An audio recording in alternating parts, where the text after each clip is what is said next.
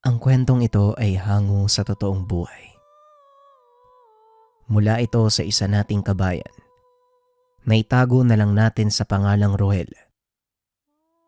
Taong 1995. Probinsya ng Capiz. Kadalasan namamata natin ng hindi sinasadya ang isang tao.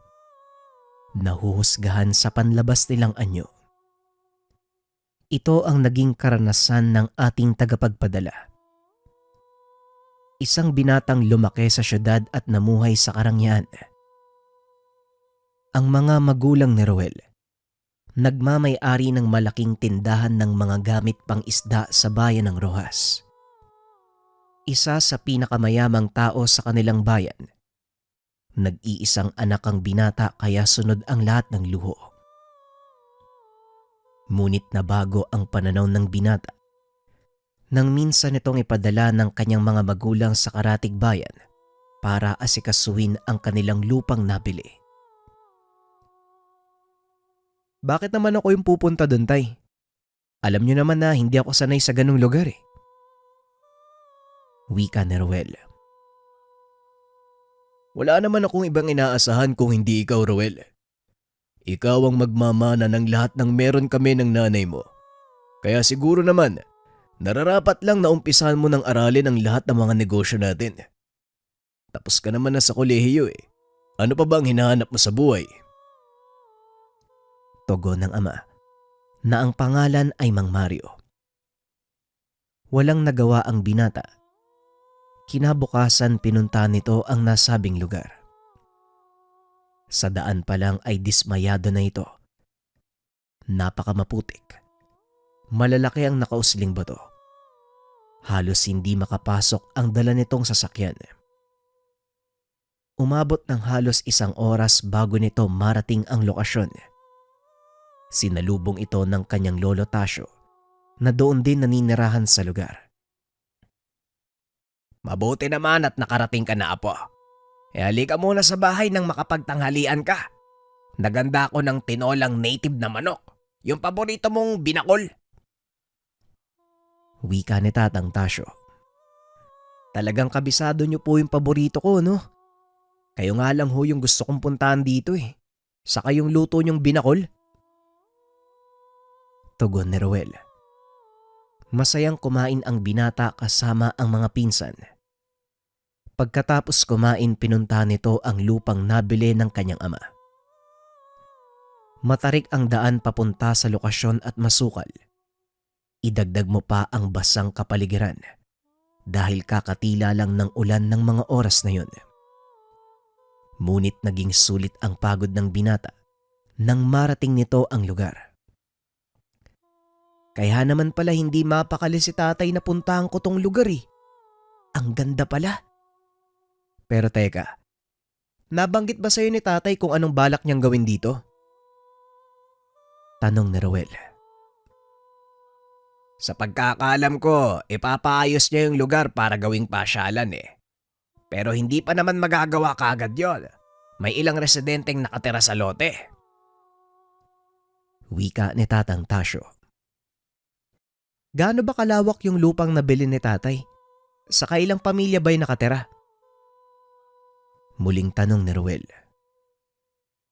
6 na hektarya ang kabuuan. 4 na pamilya ang nakatira sa iba't ibang bahagi ng lote. Nakausap na namin ang ilan eh. Pero may isang bahay pa doon banda sa may talon. Hindi namin napupuntahan. Lumakas yung ulan ng mga nakaraang araw eh. Wika ni Tatang Tasyo. Nagulat si Ruel sa sinabi nito dahil hindi nabanggit sa kanya ng ama na may talon sa nabiling lupa. May talon? Eh saan po banda? Malayo po ba dito? Tanong ni Ruel. Oo, may kasamang talon. Malayo mula sa kinaroroonan natin, pero kung doon tayo dadaan sa kabilang dako mas malapit. Kaso maglalakad ka pa ha at hindi biro ang daanan. Naglipa na mga 5 tik sa lugar. Wika ni Tatang Tasyo. Sige ho, sa susunod na lang po natin puntahan yung talon. Saka yung pamilyang nakatira doon kausapin na rin natin. Medyo matagal pa naman ako dito eh. Wika ni Roel. Kinagabihan matapos ang hapunan, binisita ng mga pinsan si Roel. Matagal hindi nagkita ang mga ito, kaya naman naisipan nilang dumalaw at makipag-inuman. Malapit sa mga pinsan ang binata dahil minsang nanirahan ang mga ito sa kanilang tahanan sa syudad. Ang tagal mong hindi nakadalaw dito, pinsan. Huling punta mo. Hindi ka pa yata marunong magsuot ng salawal eh. Wika ni Edwin. Oo nga pero alam mo, nakatapos ka na sana sa pag-aaral mo kung nanatili ka lang sa bahay. Bakit ka ba kasi umalis? Tanong ni Roel. Hinahanap kasi ng katawan ko yung trabahong bukid eh. Hindi ako sanay sa syudad pero ayos lang din. Kahit papaano naman, malaki ang natulong ni Tio Mario sa amin. Tugon ni Edwin. Oo nga pala, naalala ko lang, alam mo ba yung daan papunta sa sinasabi ni Lolo Tasio? Yung talon sa kabilang dulo ng nabili ni tatay? Tanong ni Roel. Oo pinsan, alam kong daan papunta doon pero masyadong delikado. Naglipa na sa lugar ang mga lintang gubat. Maliban pa dyan, sobrang sukal na. May mga nagsasabi pa nga, may namamataan daw sa lugar na malaking aso. Meron pa daw bahay dun eh. Ang sabi ng mga tao, aswang daw yung nakatira. Wika ni Edwin. Bilang isang taong lumaki sa probinsya ng Capiz, normal kay Roel ang makarinig ng mga usapan tungkol sa aswang, mambabarang at mangkukulam. Ngunit ni minsan, hindi pa ito nagkakaroon ng pagkakataon na makakita ng totoong nilalang. Marami na ako naririnig tungkol sa mga ganyang bagay pinsan. Pero ni minsan hindi ako nakakita kahit isa eh. Kaya kahit lumaki tayo sa ganong tradisyon, ang hirap pa ring maniwala. Wika ni Roel. Ibahin mo ang isang to pinsan. Marami ang nakapunta na sa lugar na yon at nagsabing aswang nga ang matandang nakatira. Tanungin mo na lang si Lolo kung ayaw mong maniwala. Tugon ni Edwin. Habang nag-uusap ang magpinsan, lumapit si Tatang Tasio. Parang narinig ko yata yung pangalan ko ah. O bakit? Anong meron? Tanong ng matanda. Kasi may sinasabi po tong si Edwin tungkol sa bahay doon malapit sa talon. Totoo po bang aswang yung nakatira doon? Tanong ni Roel. Totoo ang sinasabi ng pinsan mo. Kahit ako, kamunti ka ng mabiktima ng mga nilalang na nakatira sa lugar na yon. Alam kong alaga sila ng matandang yun eh. Kaya kung pupunta ka sa lugar, wag na wag kang magpapaabot ng dilim. Mapanganib ang lugar na yon sa oras na lumubog ang araw. Wika ni Tatang Tasio. Wala naman po akong balak na pumunta sa lugar na yon. Siguro sa susunod na araw na lang. Wika ni Roel. Naparami na ang inom nito. Nagpa siyang magpahinga ang magpipinsan. Kinabukasan maagang bumalik si Edwin upang ayain si Roel na mangisda.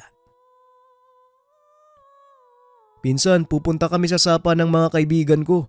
Balak naming manghuli ng isda eh. Gusto mo bang sumama? Wala ka namang gagawin dito eh.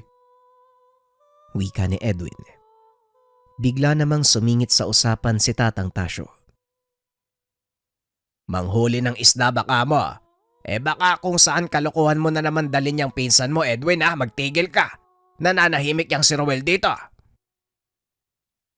Wika ni Mang Tasio. Si Lolo talaga.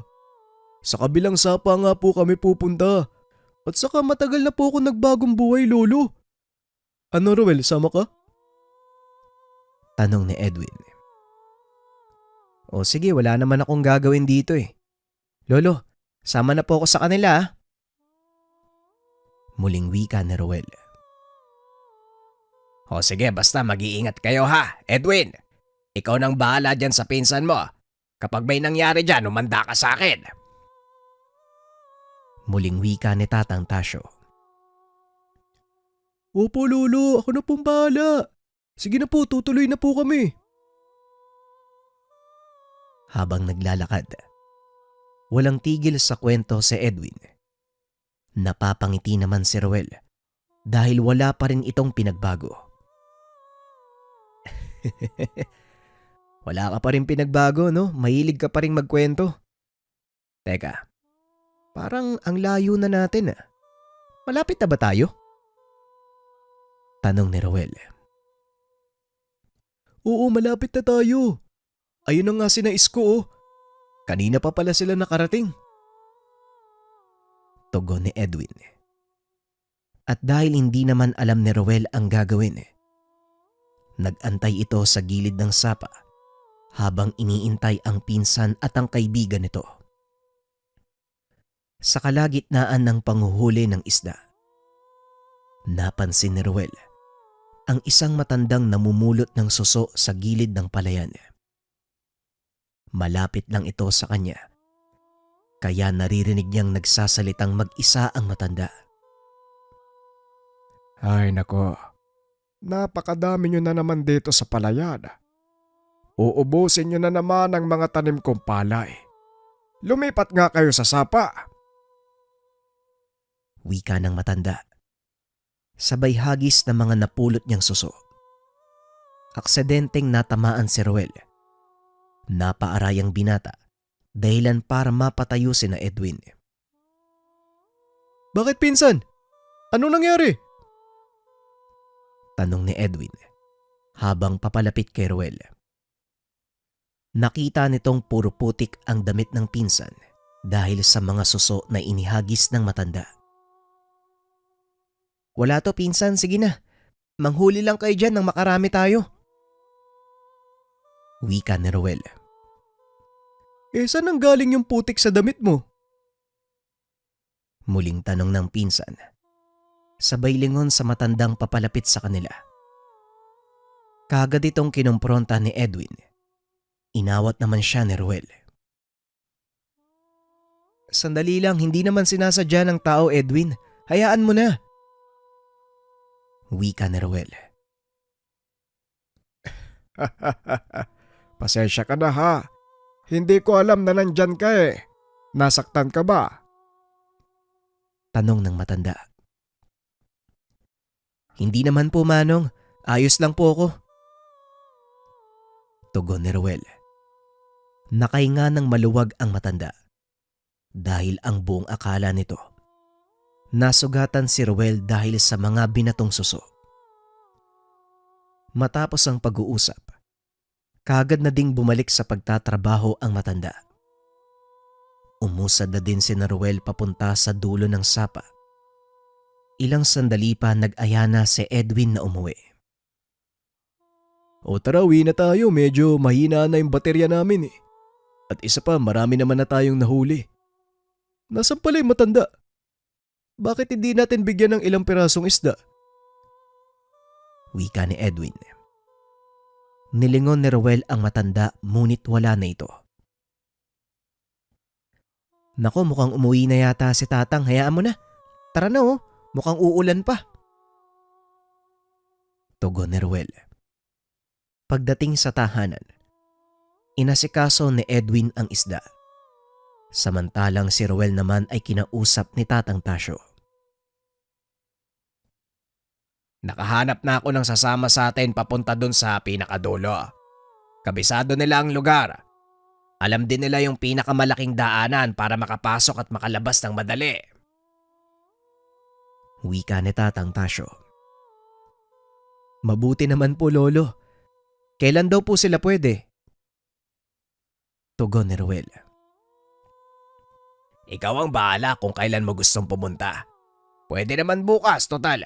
Hindi naman umulan ng ilang araw eh. Tuyo na ang paligid. Wika ni Tatang Tasyo. Sige po, bukas ng bandang tanghali tayo pupunta. Sigurado kasing tatanghaliin ako ng gising eh. Naghahanda na naman ng pulutan si Edwin eh. Wika ni Ruel. Kagad nag-utos si Mang Tasyo na pasabihan ng kausap nitong tao tungkol sa sinabing lakad nila Ruel. Hindi nga nagkamali ang binata. Kinabukasan tanghali na itong nagising. Naparami na naman ang inom. Paglabas ng silid ng binata, nagaantay na sa kanila ang taong kausap ni Tatang Tasyo na itago na lang natin sa pangalang Benji. Magandang umaga, Apo. Mabuti naman at nagising ka na. Nga pala ito si Benji, ang sinasabi kong sasama sa'yo papunta doon sa bahagi ng lupang malapit sa talon. Pasensya ka na at hindi ako makakasama ha. Gawa ng masakit na mga kasukasuan ko eh. Mukhang hindi ko kakayanin ng malayong lakaran. Pero huwag kang mag-alala. Gaya ng sinabi ko, kabisado ni Benji ang lugar. Wika ni Tatang Tasyo. Ganun po ba? Sige po, kami na lang po ni Edwin ang pupunta. Tugon ni Ruel. Ay nako, mukhang malabo ding makasama si Edwin eh. May pinapagawa sa kanya ang tiyo karding mo. Muling wika ni Tatang Tasyo. Huwag kang mag-alala, Ruel. Ako nang bahala sa'yo. Wika ni Benji. Matapos ang pag-uusap, nag-ayos ng sarili si Ruel. Medyo malayo ang lalakarin nila, kaya hindi na nagsayang pa ng oras ang binata. Habang nasa daan pa na ikwento ng kasama, nakikisakay lang ang binata dahil wala naman itong alam sa mga pinagsasabi ng kasama. Inabot ng 30 minuto ang paglalakad ng dalawa bago tuluyang marating ang hangganan ng lupa nila Ruel. Ngunit bago pa man pumasok sa lugar, binili na ni Benji ang binata. Kapag meron kang narinig na tumawag ng pangalan mo, huwag na huwag kang lilingon. Tandaan mo, Ruel, tayo lang ang magkakilala sa lugar na to. Makikipag-usap ako sa iyo sa pamamagitan ng pagbulong. Wika ni Benji. Wala namang pagtutol kay Ruel. Matapos ang pag-uusap, tumuloy na sila sa paglalakad papasok sa mismong gubat. Ayon kay Benji, ang kagubatang iyon, bahagi pa ng kabuang lupang nabili ng tatay ni Ruel. Ilang minuto pa narating na nila ang talon. Manghang-mangha ang binata sa tanawin. Hindi nito alintana ang napakaraming lintang gubat na nakakapit sa kanyang binti. Inikot ni Ruel ang tingin sa paligid. Hindi ito makapaniwalang may ganun kagandang lupang pag-aari ng kanyang ama. Dito ka lang muna ha. Kukuha lang ako ng mga dahong gagamitin natin pampausok para mawala yung mga lamok. Tanggalin mo na din yung mga limatik na nakakapit sa binti mo. Ang tataba na oh. Wika ni Benji. Lumakad ito palayo. Naupo naman si Ruel sa paanan ng isang puno. Pinagtatanggal ang mga lintang gubat na nakakapit sa kanyang binti. Maya-maya pa, natanaw nito mula sa kabilang bahagi ng talon ang isang matanda. Naglalakad ito habang pasan-pasan ang bungkos ng mga kahoy. Tanda ni Ruel ang mukha ng matandang iyon dahil yon yung aksidenteng nagbato sa kanya ng mga suso sa sapa. Hindi na alintana pa ni Benji ang bilin sa kanya. Pinunta nito ang nakitang matanda. Tatang, magandang hapon po. Ano po ginagawa niyo dito? Tanong ni Ruel. Inilapag ng matanda ang pasa nitong kahoy. Nagulat nang makita si Ruel. Mukhang ako ang dapat magtanong sa iyo niyan eh. Delikado ang bahaging ito ng kagubatan. Lalo pat tanghaling tapat na. Sino kasama mo? Tanong ng matanda. Benji po yung pangalan niya eh. Hindi ko naman po siya gaanong kakilala pero maiba ko manong ah. Ano pong ibig niyong sabihin? Tanong ni Ruel. Delikado sa lugar na ito dahil walang pinipiling oras sa mga elemento para sumalakay. Hindi na gaanong naaabot ng mga tao ang bahaging ito ng bayan. Kaya madalang din ang mga bumibisita. Hindi sanay ang mga nilalang na nakatira dito sa presensya ng mga tao. Wika ng matanda. Nilalang? Ano pong klase ng mga nilalang? Tanong ni Ruel. Biglang natigilan sa pagsasalita ang binata nang sumenyas ito na tumahimik. Hinawakan nito ang kamay ni Ruel. Dali-daling naglakad palayo. Taranta ang matanda ng mga sandaling iyon, kaya hindi na nagawang magtanong ni Ruel. Basta na lang itong sumunod sa matanda. Makalipas ang ilang minuto, huminto ang mga ito sa isang maliit na kubo. Dito ako nakatira. Pagpasensyahan mo na ha. Nagkalat ang mga tuyong dahon sa paligid. Mangyari kasi, nagsisibak ako ng mga panggatong na ipagbibili ko sa bayan. Wika ng matanda. Ayos lang naman po pero ano po bang nangyayari? Bakit niyo po ako sinama dito? Tanong ni Ruel. Ligtas ka sa lugar na ito. At yung kasama mo, malamang nasa panganib na ang buhay niya. Hindi ko nga alam kung bakit nagtiwala ka sa taong yun eh. Muling wika ng matanda. Kilala niyo po ba si Benji, Manong? Tanong ni Ruel. Inaya siya ng matanda na pumasok sa tahanan. Dahil mabait naman ito sa kanya.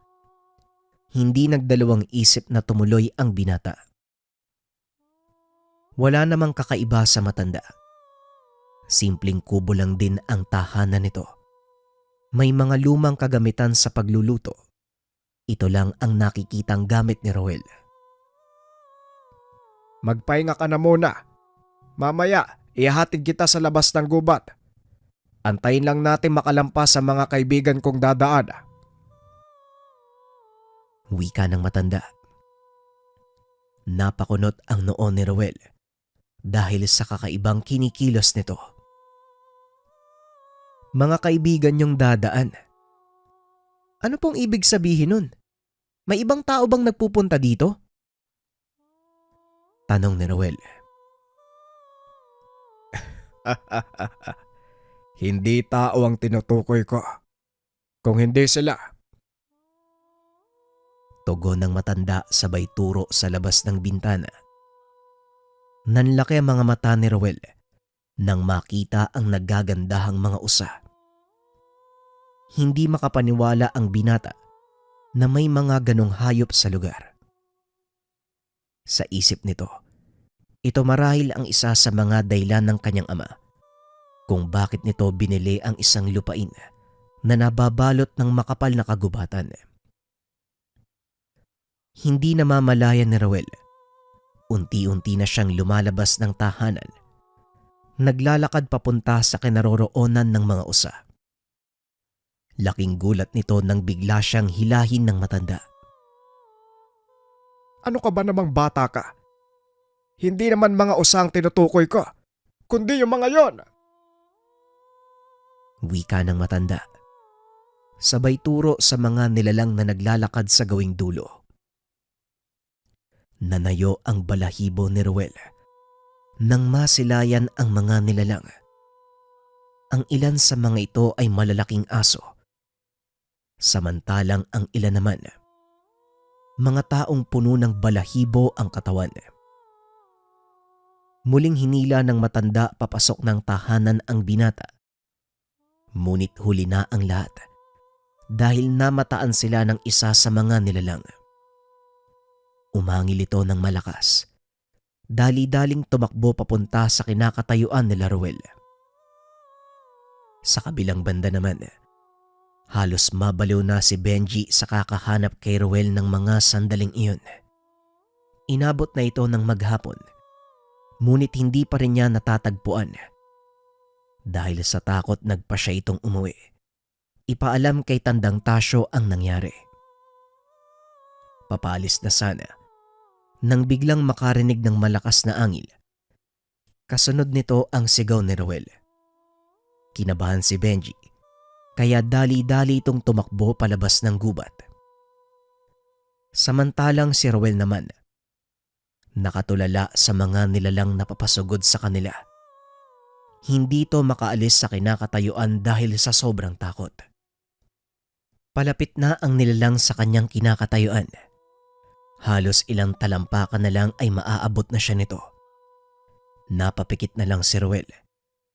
Inaantay na may kumalmot o hindi kaya naman may kumagat sa kanya. Ngunit ilang segundo na ang nakalipas ay walang nangyari.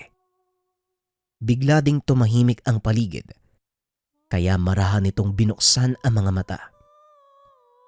Laking gulat ng binata dahil nakita nitong nakatayo sa harap niya ang matanda habang nakalapat ang palad sa noo ng nilalang. Napatras ang binata. Dahan-dahang naglakad papunta sa kubo ng matanda. Pinagmasdan nito ang nilalang na nooy unti-unti ring tumatayo at naglalakad palayo sa lugar. Maya-maya bumalik na ang matanda sa loob ng kubo. Nakangiti pa itong umupo sa harapan ni Ruel. Nasaktan ka ba, iho? Pasensya ka na ha. Kamuntikan ka ng sakmalin ng mga kaibigan kong nagbabantay sa lugar na to. Nga pala, Ubas ang pangalan ko.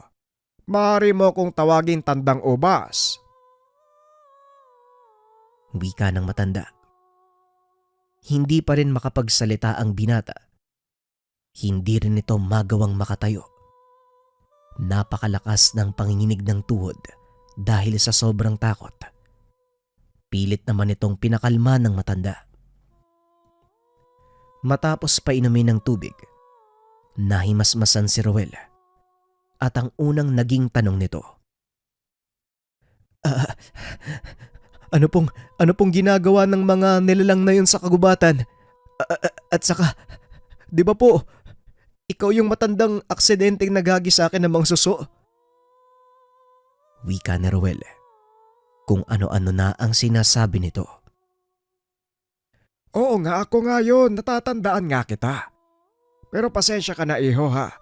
Talagang hindi ko na malayang naroon ka ng mga oras na yon. Wika ni Tandang Ubas. Sige na nga po, kalimutan na natin yun. Huwag na nating alalahanin. Tugon ni Ruel. Salamat naman kung ganon. Bueno, gaya ng sinabi ko, yung mga nilalang na yon ang siyang nagbabantay sa lugar na ito. Paminsan-minsan nagdadaan sila upang siguraduhin walang ibang makakapasok para manggulo. Pagpapaliwanag ni Tandang Ubas. Bantay sa lugar na to. Teka, Ubas po yung pangalan nyo, di ba? Kayo po ba yung sinasabi nilang aswang na nakatira malapit sa talon? Tanong ni Ruel. Yun ang tawag sa akin ng mga tao. Pero sasabihin ko sa iyo, iho, hindi yun totoo. Kung aswang man ako, edi sana, hindi na kita pinaabot pa dito sa kubo. Tugon ni Tandang Ubas. Ano po bang ginagawa nyo dito? Hindi ba kayo nahihirapan? Nakatira kayo sa ganitong uri ng lugar. Malayo sa sibilisasyon. Walang kahit sinong pwedeng mahinga ng tulong kung sakali. Wika ni Ruel. Maraming tutulong sa akin dito. At isa pa, mas gusto ko ang buhay na tahimik. Ayoko ng ingay na gawa ng mga tao. Masyadong masakit sa tenga. Wika ni Tandang Ubas. Sa hindi malamang dahilan, tila sang-ayon si Ruel sa sinasabi nito. Masyado nang magulo ang kapatagan, puro dumi na din ang paligid. Masyadong naaliw si Ruel sa pakikipag-usap. Hindi na nito namalayang madilim na. Bigla itong nataranta, akmang lalabas na ng kubo, nang biglang pigilan ni Tandang Ubas. Sandali lang, iho. Hindi ka maaaring lumabas ng kubo sa ganitong oras. Madilim na. Nagkalat na sa paligid ng mga nilalang na kumakain ng laman ng tao. Ito ang oras ng kanilang paghahanap ng makakain. Wika ng matanda. Muling naupo si Ruel at nabalisa dahil alam nitong nag-aalala ang kanyang lolo Tasyo. Naku po, siguradong mamamatay sa pag-aalala ang lolo ko. Paano po yan? Wika ni Ruel. Kumalma ka. Hindi na sila lalabas ng tahanan para hanapin ka. Lalong-lalo na sa ganitong oras. Walang sino man ang nangangahas na pumasok sa bahaging ito ng kagubatan. Lalo na kapag lumubog na ang araw. Dito ka muna magpalipas ng gabi. Wika ni Tandang Ubas. Wala namang nagawa si Ruel, kundi sundin ang sinabi ni Tandang Ubas. Natatakot din itong umalis sa lugar matapos ang lahat ng mga nasaksiyan. Samantalang sa tahanan naman, hindi magkamayaw ang mga pinsan at syuy ng binata sa nangyari. Sinisisi ng mga ito si Benji dahil pinabayaan nito si Ruel. Tama na ang sisiyan. Hindi natin mahanap ang pinsan nyo sa ganyang paraan. Masyado nang mapanganib kung susuong tayo sa kagubatan ngayon. Ipagpabukas na lang natin ang paghanap. Alam kong makakahanap ng paraan si Ruel upang maging ligtas. Wika ni Tatang Tasyo habang inaawat ang mga pinsan ng binata. Kinuyog ng mga ito si Benji dahil pinabayaan nitong mawala sa kagubatan ang binata. Kinabukasan, maagang naganda sina Edwin upang puntahan ang lugar kung saan iniwan ni Benji si Ruel. Pagdating sa lugar, hindi na nagsayang pa ng oras ang pangkat. Dali-daling naganap ng palatandaan ang mga ito. Sa kasamaang palad, walang anumang bakas na naiwan sa lugar si Ruel. Dito ko lang siya iniwan sa punong to eh. Natatandaan ko yung lahat ang sabi ko. Kukuha lang ako ng mga dahong pampausok. Tapos bigla na lang siyang nawala dito eh. Wika ni Benji habang iniikot ang tingin sa paligid. Balik tayo sa lugar ni Ruel. Ruel, iho, gumising ka na. Mukhang nandito na mga kamag-anak mo, hinahanap ka. Wika ni Tandang Ubas. Dali-dali namang bumangon ang binata at lumabas ng kubo. Nasan po sila, Manong? Wala namang tao dito eh. Tugon ni Ruel. Malayo sila sa kinaroroonan natin. Mukhang naroon sila ngayon sa lugar na pinagmulan mo kahapon. Wika ni Tandang Ubas. Dali-daling nag-ayos ng gamit si Ruel. Kailangan nilang malamang nandito ako. Teka, sandali lang. Delikado kung papupuntahin mo sila sa lugar na ito. Masyadong maraming nilalang ang magagambala. Tahakin mo ang daanang ito. Mararating mo ang lugar kung saan ka iniwan ng kasama mo kahapon. Wika ni Tandang Ubas. Maraming salamat po, Manong. Mauna na po ako Wika ni Ruel. Ngunit bago pa man ito tuluyang makalis, may inabot sa kanya si Tandang Ubas. Maliit na kulay itim na sisidlan, naglalaman ng ilang buto ng isang uri ng halaman. Dalin mo to. Para kung sakaling naisin mong makabalik sa lugar na ito, hindi ka maliligaw. Sige na, puntahan mo na ang mga kasama mo. Wika ni Tandang Ubas. Dali-dali namang tinahak ni Ruel ang daan na itinuro ng matanda. Ilang minuto lang, natanaw nito si Edwin at ang iba pang mga pinsan. Dali-dali niya itong tinawag. Laking pasasalamat ng mga ito dahil ligtas ang binata. Saan ka ba nagpunta, pinsan? Alam mo bang hindi nakatulog si Lolo Tasyo? Buti na lang ligtas ka. Ano, may masakit ba sa'yo? Tanong ni Edwin. Wala naman pinsan. Pasensya na kung nag-alala kayo ha. Sana din wag yung sisiin si Benji. Ako naman yung may kasalanan eh. Wika ni Ruel. Ngunit huli na ang lahat dahil puro pasana ang mukha ni Benji. Naku po, nakatikim na yan sa iba nating mga pinsan eh.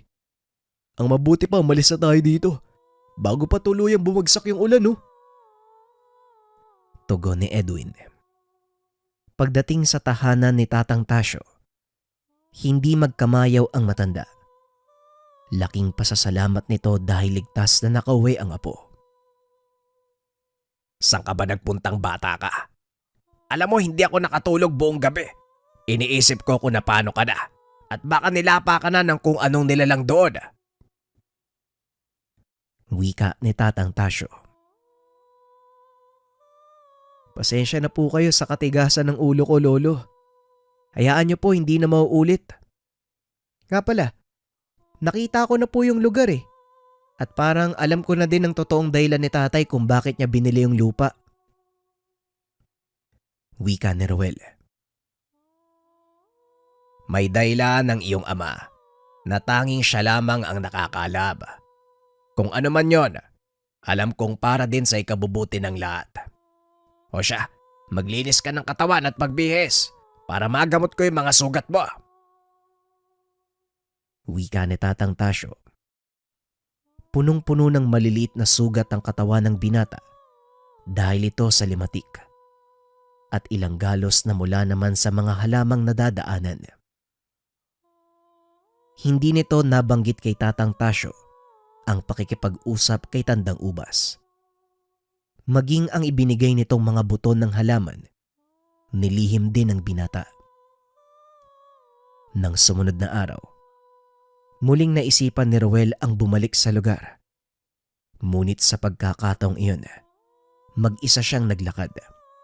Nagdala ng ilang perasong dilata at mga pagkaing hindi madalas matikman ni Tandang Ubas, kagaya ng tinapay at kung ano-ano pa. Medyo natatakot pang pumasok ang binata sa lugar. Ito ang kauna-unahang pagkakataon. Susuong siyang mag-isa sa daanan papunta sa talon. Ngunit laking gulat ng binata dahil walang nilalang ang nagpakita sa kanya. Hanggang sa marating nito ang tahanan ni Tandang Ubas. Nakabukas ang pintuan, ngunit walang tao sa loob ng bahay. Naupo sa atangan si Ruel. Ilang sandali pa dumating si Tandang Ubas. May hila-hilang maliit na biik ng baboy ramo. Aba, tignan mo nga naman. Mag-isa kang pumunta sa lugar na ito. Kamusta? Tanong ni Tandang Ubas. Mabuti naman po ako, Manong. Kayo po ba?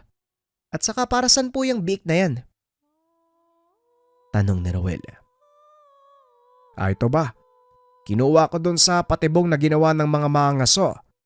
Sa kabila ng mga babala sa kanila, may ilang pa ding nangangahas na pumasok eh. Ito ang dahilan kung bakit hindi ko maiwan ang gubat na ito. Wika ni Tandang Ubas. Oo nga po eh. Kahit doon banda sa kabilang ibayo, maraming mangangaso yung pumapasok doon eh. Pero mailap na masyado mga hayop kaya wala silang nahuli. Wika ni Ruel. Napansin naman ng matanda ang dala nito. Kaya naman kaagad niyang pinuna. Mukhang nagbaon ka pa. Ano ba yung dala mo?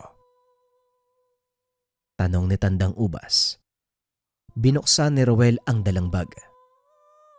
Ay, oo nga pala. Para po sa inyo, Manong.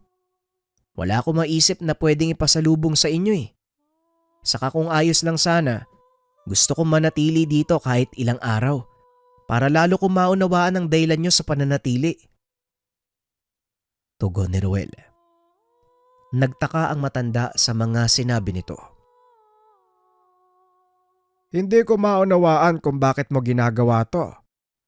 Batay sa obserbasyon ko sa'yo, lumaki ka sa marangyang pamumuhay. Nasanay ka sa syudad. Kaya ang ipinagtataka ko, anong ginagawa ng isang kagaya mo sa kabundukan? Tanong ni Tandang Ubas. Ang totoo, Manong, hindi ko nga rin lubusang maintindihan yung sarili ko. Binili kasi ng tatay ko yung lupang to eh. Nasakop ng tinitirahan nyo. Maging yung talon, sa gawing baba, kasama yun sa buong sukat. Nagpunta po ako dito para tignan ng lugar. Pero may kung anong puwersang humahatak sa akin eh. Kaya nandito po ako ngayon. Wika ni Ruel. Napangiti na lang si Tandang Ubas sa sinabi ng binata. Alam mo, marami nang nagtangka na bilhin ang lugar na ito. At sasabihin ko sa iyo ang katotohanan, madalas sa mga yon hindi natutuloy dahil na din sa mga nangyayari. Kilala ko ang tatay mo. Mabait na tao si Mario. Wika ni Tandang Ubas. Bagay na hindi nabanggit sa kanya ng ama bago ito umalis. Kung ganun po, nagkita na pala kayo ni tatay noon? Tanong ni Ruel. Hindi lang nagkita. Kung alam mo lang, halos naging palaruan ng iyong amang lugar na ito nung kabataan niya. Kaso lumipas ang panahon. Ang dating paslit na nakilala ko, may sarili ng buhay. Wika ni Tandang Ubas. Ayon pa dito, nasaksihan ni Mario ang lahat ng kahiwagaan sa lugar na yun. Napamahal siya dito, maging sa mga nakakatakot na nilalang na nakita ni Roel. Kung ganun, malapit po pala talaga sa inyo si tatay. Bakit hindi niyo naman sinabi sa akin nung una ako magawi dito? Tanong ni Roel. May pagkakataon para sa lahat ng bagay, Otoy. Nararamdaman kong hindi yun ang tamang oras para sabihin sa iyo ang lahat. Alam kong darating ang panahon, pupunta ka dito. Isa yon sa ipinangako sa akin ng iyong ama. Wika ni Tandang Ubas. Ganun po ba? Masaya ako, Manong. Naging magkaibigan pala kayo ni tatay. Muling wika ni Ruel. Isang bagay pa ang sinabi sa akin ng iyong ama. Nung bata pa siya, ayon sa kanya, bibili niya ang buong gubat na ito para pangalagaan laban sa mga masasamang tao. Mukhang nagkatotoo ang pangako niyang yon. Wika ni Tandang Ubas. Nang mga sandaling iyon, dala-dala ni Roel ang papeles sa lupa. Binili niya ito mula sa isang mayamang negosyanteng unang nakabili. Kaso hindi nila napakinabangan dahil na din sa mga kababalaghang nangyayari. Ito po ang mga dokumentong magpapatunay na pagmamay-ari ni tatay ang lupa. Kahit yung pamahalaan walang magagawa. Nakapangalan to kay... Teka, bakit nakapangalan sa akin? Nagulat si Roel nang mabasa ang kabuuan ng dokumento. Hindi nito inaasahang nakapangalan sa kanya ang lupang binili ng ama. Bukod pa sa dokumento, may sulat pa na nakasiksik sa mismong loob ng sobre. Ito ang nilalaman ng sulat. Roel, matanda na ako. At maaaring hindi na magtagal sa mundong ito. Pasensya na kung ikaw ang napagdiskitan ko na gawin ng bagay na to ha. Pero sana maunawaan mo. Ito ang pangarap ko simula nang magkaisip ako eh. Ang lupang nakasaad sa dokumento, pinangalan ko sa iyo. Dahil nais kong ikaw ang magpatuloy ng pangarap na yun. Inubos ko ang lahat ng naipon ko sa ilang taong pagtatrabaho para lang mabayaran ang lupang ito. At ngayon, ito na lang ang nalalabi nating kayamanan. Alam kong hindi ka lumaki sa material na bagay. Alam ko ding walang halaga sa iyo ang yaman. Ang mali ko lang, hindi kita minulat sa buhay na nakagisnan ko. Sana hindi ka nahihirapan ngayon. Kahit ganun pa man, alam kong mahanap mo sa sarili mo ang dahilan kung bakit ko ito ginagawa. Kung hindi mo mahanap ang kasagutan, tumingin ka sa kapaligiran. Nagmamahal, tatay. Hindi na malaya ni Roel na tumutulo na ang luha niya. Matapos basahin ang sulat, tinignan nito si Tandang Ubas. Tatang, simula ngayon, walang ibang makakapasok o makakagalaw ng kahit ano sa lupaing ito. Pinaghirapan to ng tatay ko eh. Hindi ko hahayaang mauwi sa lahat ng pagsasakripisyo niya. Wika ng binata. Napangiti naman si Tandang Ubas. Inaya itong lumabas ng kubo. Napatras ang binata nang makitang nagtipon ang iba't ibang nilalang sa labas ng bahay. Ano pong ginagawa nila dito? Tanong ni Roel. Ano pa nga ba? Binabati ang kanilang bagong kaibigan. Huwag kang matakot. Sila ang mga espiritong nangangalaga ng kalikasan, partikular sa lugar na ito. Bawat isa sa kanila may papel na ginagampanan. Siguradong kapag nagtagal, masasanay ka din. Muling wika ni Tandang Ubas. Hawak-hawak nito ang balikat ni Roel. Nakikita nito ang lahat ng uri ng nilalang na naninirahan sa kagubatan. Kahit ang pinakamaliit na elemento ay naroon upang bumati sa kanya. Nang maglakad si Tandang Ubas, lumuhod ang mga nilalang na nasa lupa. Ibinuka naman ng mga nilalang na nasa himpapawid ang kanilang mga pakpak bilang magbigay ng papugay. Ano pong ginagawa nila? Bakit parang sinasamba ka? Tanong ni Roel. Normal lang ang kanilang ginagawa. Lalo pa kapag karap nila ang kanilang prinsipe. Wika ni Tandang Ubas.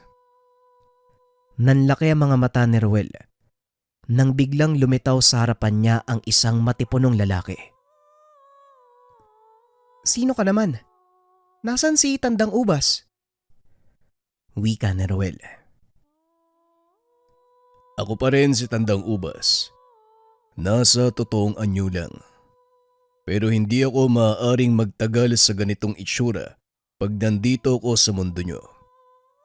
Nais ko lang ipakilala ang totoo kong pagkatao, kagaya ng ginawa mo.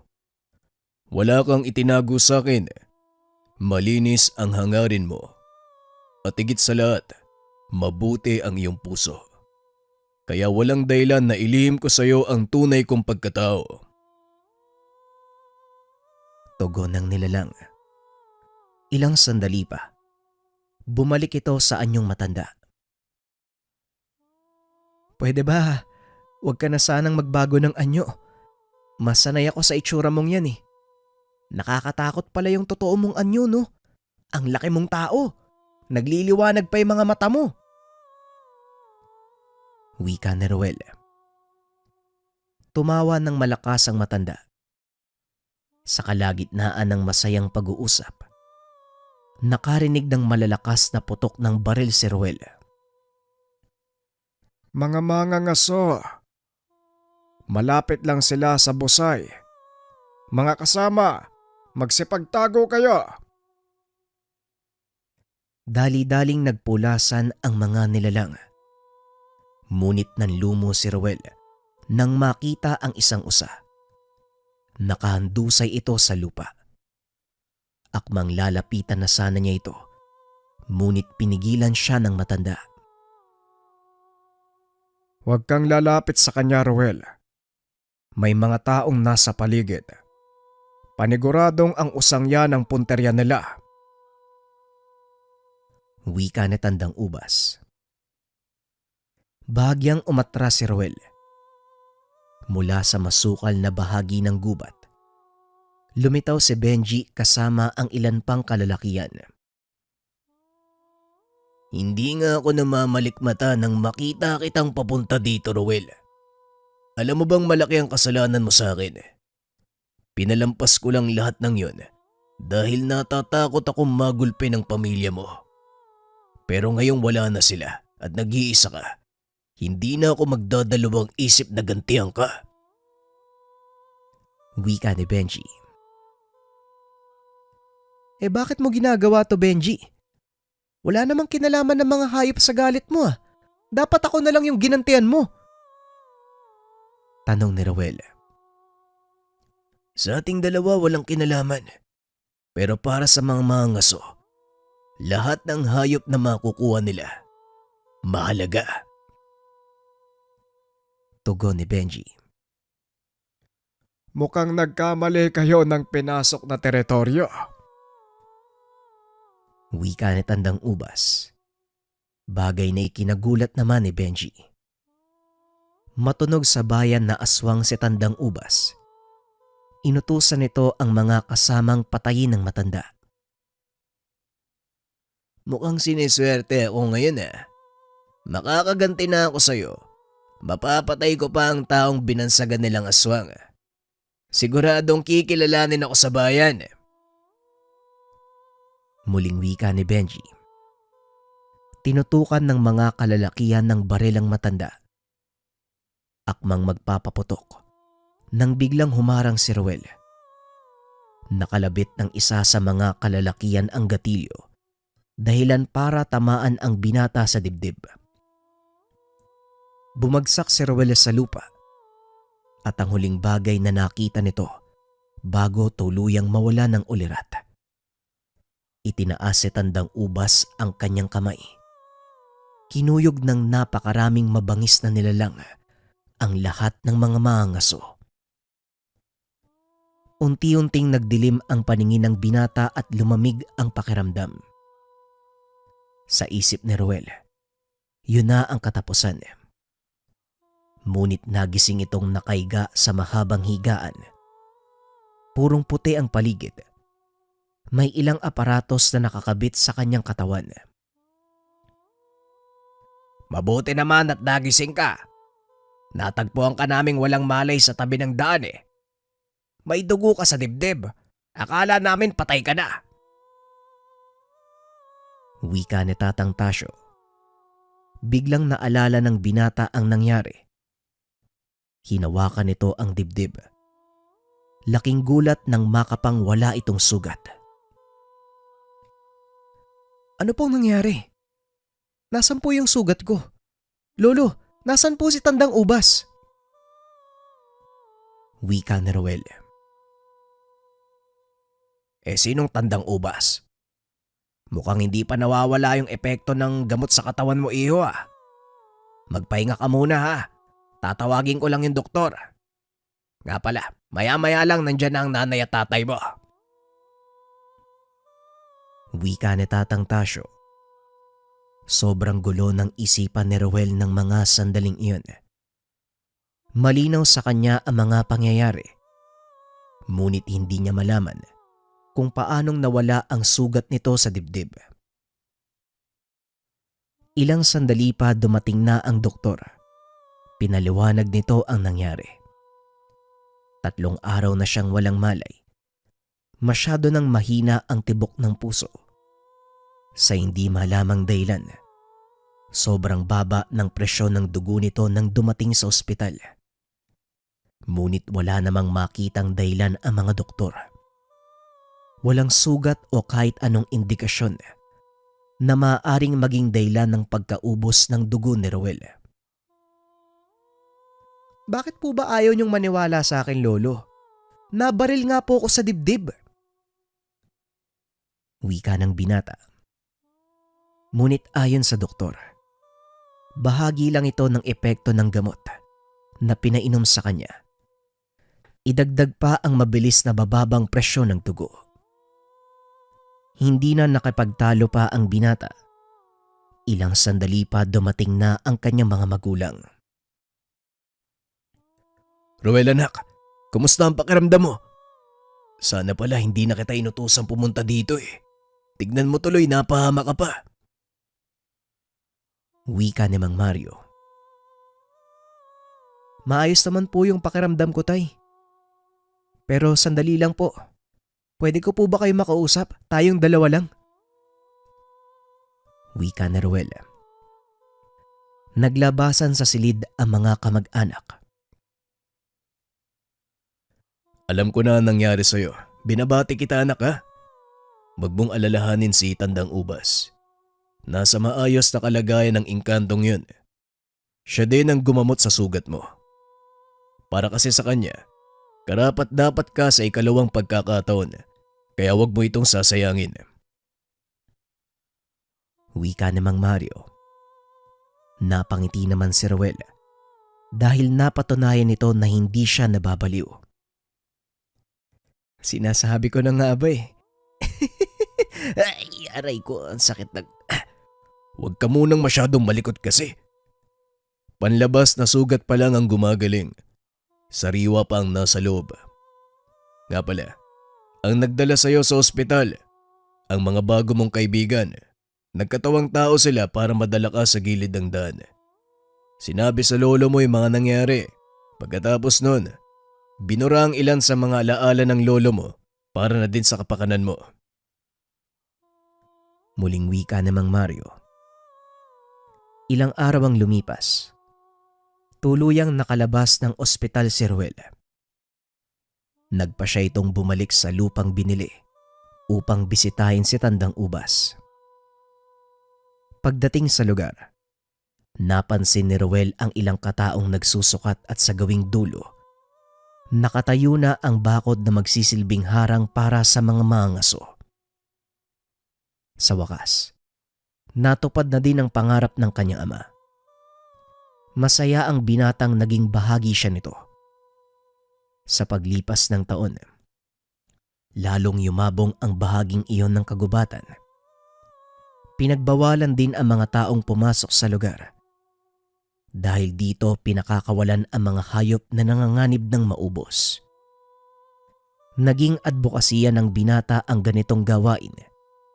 Dahil na din sa nakita nitong kagandahan ng hindi nagagalaw na kalikasan. Sa kasalukuyan, naninirahan sa syudad ng Davao ang binata.